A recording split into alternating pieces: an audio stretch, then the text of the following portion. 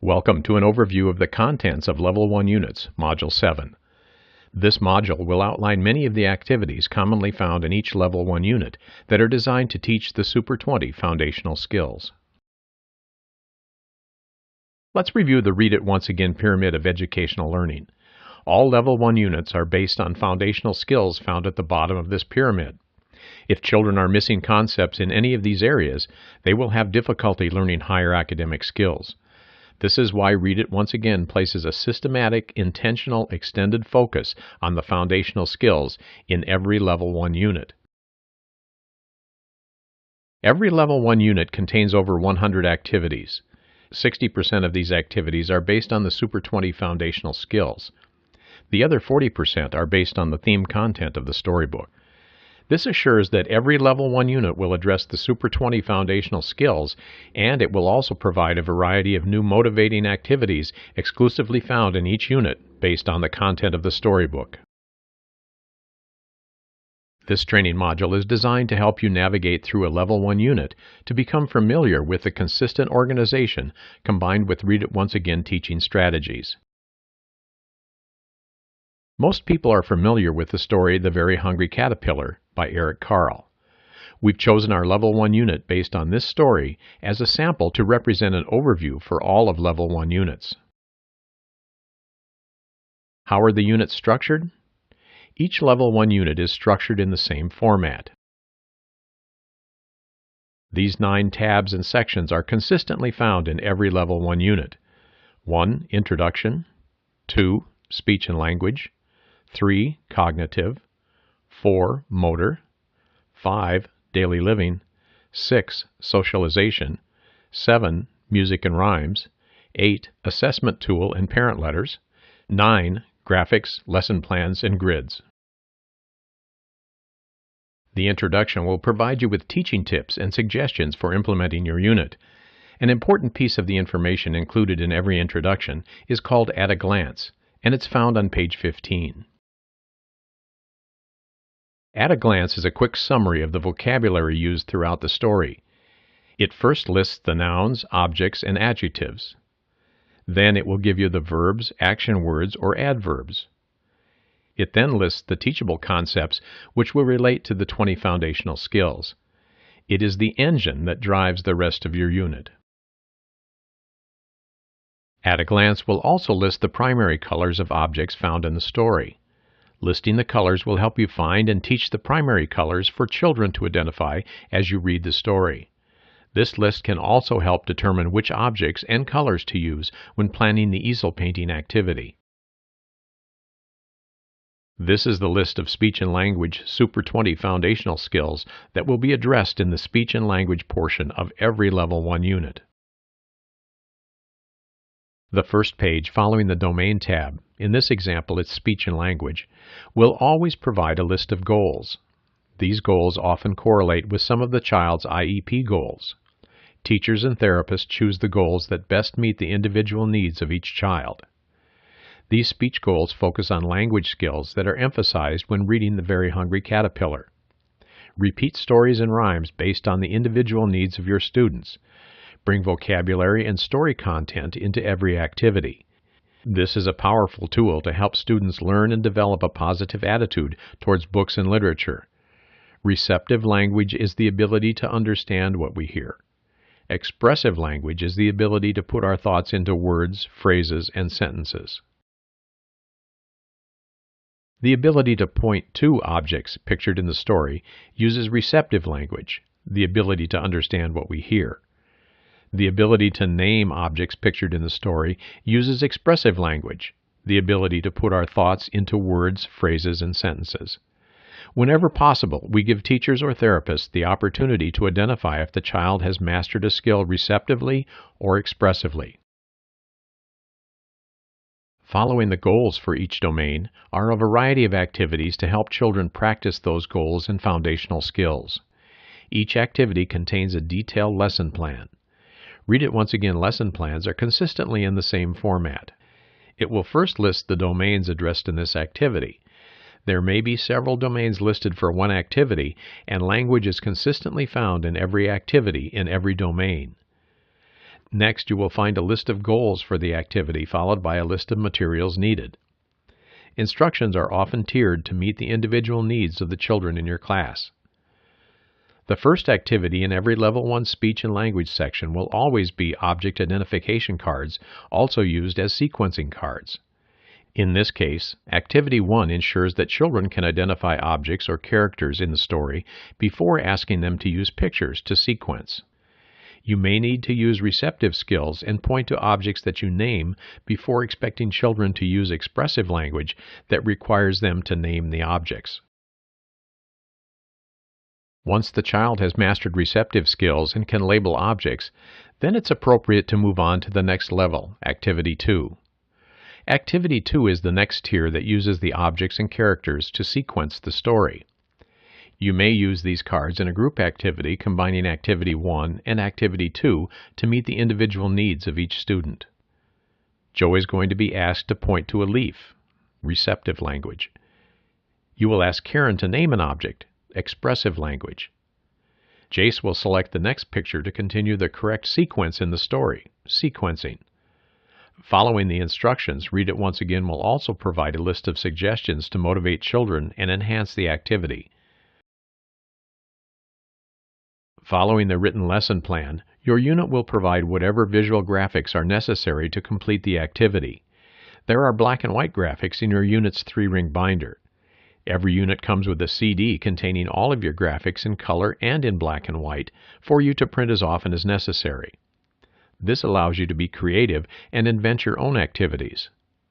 What other activities could you create using these graphics? Here are a few ideas. Food identification cards. Create sorting or matching games. Color identification. Follow the path gross motor obstacle course. Create story corner with felt board. Create your own classroom storybooks. Bulletin board patterns. What can you add to the list? Many of the activities supporting the Super 20 foundational skills are offered with lesson plans designed to address 2 different levels of learning. Concrete Level A activities use actual manipulative objects. Abstract Level B uses pictures. This is an example of a Level A activity introducing positional concepts. It is important to incorporate the foundational skills while reading the story. Our Storytime teaching suggestions will help you pre-plan, prepare, and individualize the activity for the children with limited language skills, as well as those who need to be challenged at a higher level. Pre-plan to place manipulative props around the classroom so that you have the materials at your fingertips to spontaneously teach concepts as the children are playing. This activity is an example of Abstract Level B for positional concepts.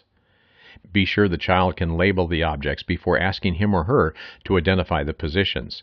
Look for suggestions to use our activities in a large group setting.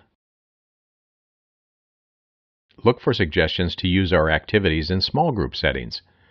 Our Storytime teaching in the Abstract Level B lesson plans will also give you suggestions that will help you to individualize the activity for the child with limited language skills, as well as those who need to be challenged at a higher level. Children are motivated to learn because they're using characters or objects from the story. You can use the activity in its original size and format, and it can become a file folder game. You can also enlarge the template and objects to make a large group activity. Our interactive whiteboard CDs also allow you to present this activity to be used with large groups on an interactive whiteboard if one is available. When you see this symbol at the bottom of your screen, it indicates that this activity is included on an interactive whiteboard CD for the unit. These interactive whiteboard CDs have over 20 activities taken from the unit and are intended to be used with any interactive whiteboard such as a smartboard or a Promethean board. They are purchased separately. Let's look at one more example of the many activities that are found in every speech and language section in all Level 1 units. This activity is based on the foundational skill addressing which one is different. Again, you have the option of using Concrete Level A if necessary. Remember to keep objects simple and add more objects to challenge the children as they grasp the concept. In this example, we changed the color and the object. In this example, we changed only the color, making it more difficult. Children should have mastered the Which One is Different Level A activity before this activity is introduced. Abstract Level B uses pictures instead of objects. This activity of Which One is Different Level A and B is a good example of how to teach a variety of foundational skills, meeting the individual needs of each child. This example shows only 3 pictures in each row. You can visually simplify this activity by cutting it into individual strips. This Level B activity has several pages beginning with only 3 objects per row and advances to harder levels of identification. The last page of every speech and language section includes suggestions of books for additional reading. While Read It Once Again uses the strategy of repeating the same book during story time, we also encourage additional books to be available during other parts of the day for children who are able to process more language and need additional language or academic challenges. This is the list of cognitive Super 20 foundational skills that will be addressed in the cognitive portion of the unit. The first page following the Cognitive tab will always provide a list of goals. These goals often correlate with some of the child's IEP goals. Teachers and therapists choose the goals that best meet the individual needs of each child. Look at Goal C3. It describes how children identify colors. Color identification is listed from the simplest, or matching, to the most difficult, or naming. This is a very important concept to understand, as you are working with children who are just acquiring language or have language delays. Matching. Matching uses the skill of visual discrimination. It's a prerequisite for language. Sorting. Sorting uses the skill of visual discrimination. It also is a prerequisite for language. Point 2. Point 2 by recognition uses the skill of receptive language. Once this is acquired, we can now move on to the naming of colors, which uses expressive language and is the most difficult. Choose only those goals that apply to your children. Add or delete as necessary. Here's an example of concrete Level A matching colors using manipulative props. I Love Ice Cream is a Level B color identification activity that uses pictures. Notice that you can use this as a large group, small group, or individual activity during center time. Refer to At a Glance, which is the last page of the Introduction tab. The color identification section will help you identify the primary colored objects as you implement the storytime teaching. Think about how you would use these ice cream scoops and cones to teach color in 4 different ways to meet the individual needs of 4 different children. How could you use them to have children match, sort, point to, or name colors? Shapes are not found in the text or intentionally in the illustrations of any of the storybooks used in the Read It Once Again program.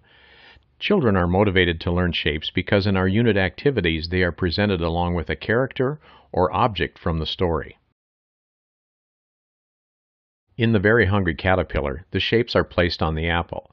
If you were reading The Big Red Barn, the shapes are placed in the barn. In The Little Red Hen, the shapes are in a wheelbarrow. This activity teaches the foundational skill of one-to-one correspondence. The children can count or match the number of watermelon seeds. They can use their fine motor skills to place actual seeds on the watermelon. If your class was reading If You Give a Mouse a Cookie, the activity would use a cookie with chocolate chips. In The Little Red Hen, this activity uses bread with raisins. This activity teaches the foundational skill of number identification. Number match and identification 1 through 10 activity use the same watermelon with numerals placed inside. In If You Give a Mouse a Cookie, the activity would use a cookie, and in The Little Red Hen, you find a slice of bread with the numeral inside. Using a combination of the one-to-one correspondence activity along with the number identification activity is another way to take this activity to a higher academic level. Children are motivated to count familiar objects and characters from the story. These activity pages are not intended to be used as worksheets. Children can be encouraged to trace lines with objects, run a caterpillar along the line. They could trace the lines with fingers.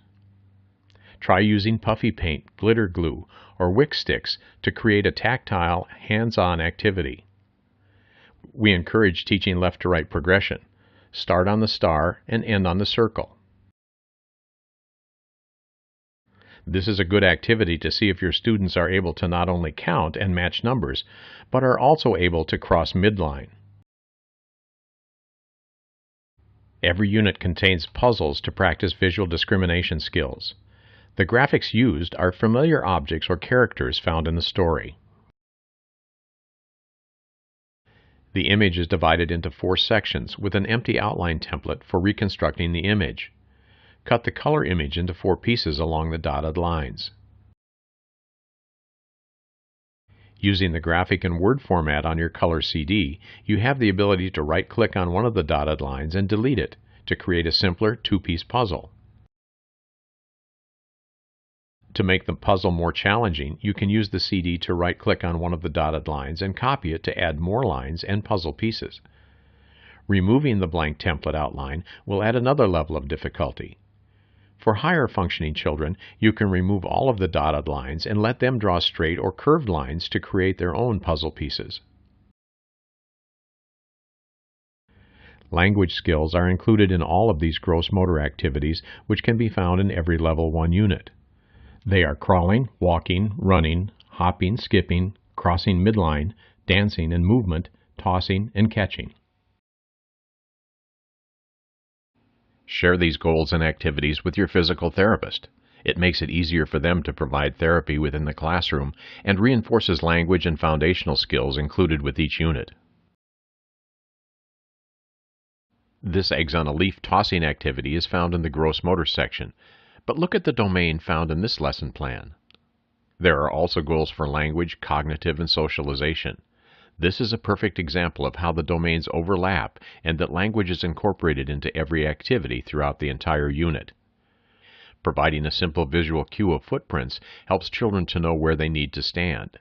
They can be used during this tossing activity or any time that they need a visual prompt to help navigate around the classroom. You can make multiple copies.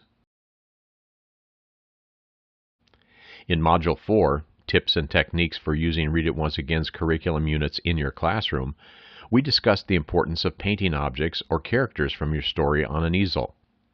We emphasized the fact that this activity was not intended to be classified as creative artwork.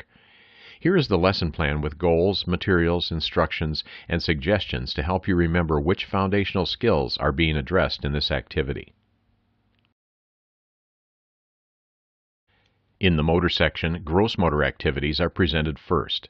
Painting on the easel is considered both a gross and a fine motor activity, and is the division between gross and motor activities in every unit.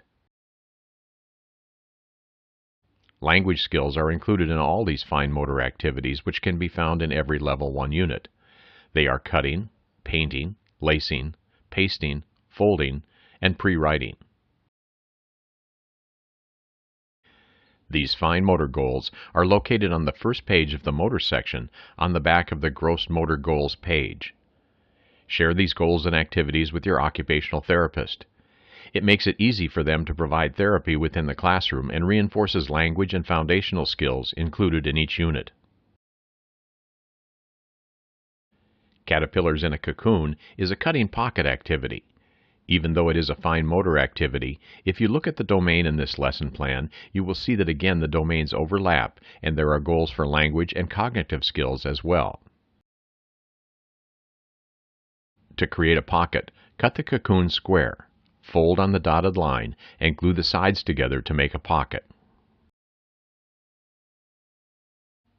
On the next page you will find the Caterpillars in a Cocoon cutting grid.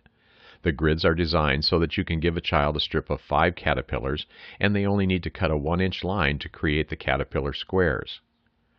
For younger children, you can give a strip of only 2 caterpillars, and if they rip while cutting, they still will be successful. The grid is provided in black and white so that they can be copied on primary colors of red, blue, green, or yellow. After the caterpillars are cut, there are many ways to complete this activity. The directions for the youngest child may be just to cut and put all of the caterpillars in the cocoon pocket. This could be a simple fine motor cutting activity, but look at these examples of how to add language and foundational skills to this exercise. You can direct children to put all of their yellow caterpillars in the cocoon, put 3 caterpillars in the cocoon, put a caterpillar that is not blue in the cocoon, put 2 caterpillars and 3 green caterpillars in the cocoon. This pocket activity is included in every unit. For example, if you were reading Big Red Barn, the pocket would have a barn instead of a cocoon, and the cutting grid would consist of farm animals. Every unit includes simple cutting grids using the objects and characters from the story. Cutting grids can also be used as small sequencing cards, small object identification cards. Create 2 copies to make a matching game. Print several copies to use as bingo cards. Each unit has several levels of cutting grids. Each begin with cutting straight lines and progress to curved objects. Follow the Path is a pre-writing activity that reinforces language. The child can trace the caterpillar to the apple, the caterpillar to the pear, or the caterpillar to the plum. Like many Read It Once Again activities, the Follow the Path activity is tiered to start with the simple skills and progress to the higher levels to challenge the individual needs of your children. Language skills are included in all of these daily living activities, which can be found in every Level 1 unit. They are hand washing, teeth brushing, dressing skills, identification of body parts, and recipes, which help with food identification, healthy eating, cooking and sequencing, and science. Each unit contains recipes that relate to the story, as well as other foundational skills throughout the unit. When appropriate, you can share these goals and activities with your physical or occupational therapist. It makes it easier for them to provide therapy in the classroom and reinforces language and foundational skills included with each unit. Certificates are provided to reinforce success when they accomplish basic self-help skills. Each socialization section contains activities to support language development and social skills in these areas: sharing, taking turns, emotional expression, social interaction, classroom behavior, work-related skills, family relationships, and pride in accomplishments. Goals with supporting activities are designed to encourage children to use their language skills to interact with each other. A list of objects and props are provided to enhance your dramatic corner. Encourage children to create scenes and use familiar words and phrases from the story. This is the first activity found after the socialization goals and are included in every Level 1 unit. Read It Once Again encourages parent participation with a celebration at the end of each unit. Each unit includes an invitation, which is included with your color CD and can be edited in the Word format. Every socialization section includes certificates to acknowledge accomplishments and reasons to reward good work or behavior. All certificates include space for teachers or therapists to include a quick note describing the accomplishment so that the parent can be informed with specific information and to continue to reinforce positive achievements at home as well. This is much more effective than just sending home a note that says Johnny had a good day. Music and rhymes are such an important part of the Read It Once Again curriculum that it has its own tab. In this section, you will always find a different Mother Goose rhyme in each unit, visual rebus graphics provided with each Mother Goose rhyme, music and Mother Goose posters, additional theme-related rhymes and finger plays. For more information on the importance of using Mother Goose along with your story, please review Module 5 of our training video, The Power of Rhyme, Rhythm, and Repetition with Mother Goose.